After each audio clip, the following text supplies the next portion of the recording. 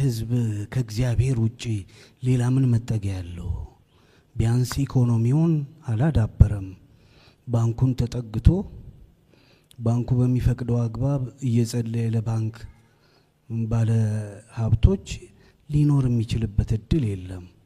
ሁልጊዜም ያለችውን ትንሽ ነገር አብቃቅቶ የሚኖረው እግዚአብሔርን መሰረት አድርጎ ነው።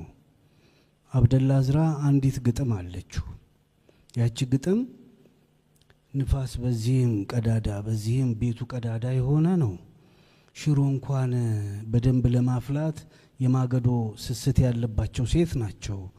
ዘይት ያላት ሽሮ ከበሉ ቆይተዋል። እንደዚህ ነው እንግዲህ የሚተረኩትኛ አሮጊት።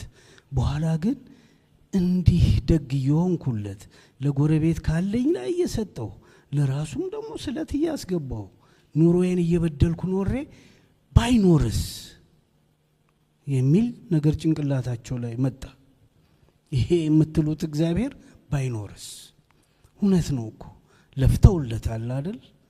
ኑሯቸውን ከመቀመቅ ወደ መቀመቅ እያዘቀዘቀ እንዲሄድ ያደረኩት እግዚአብሔርን በመደገፍ ነው። ያ የተደገፉት እግዚአብሔር ባይኖርስ?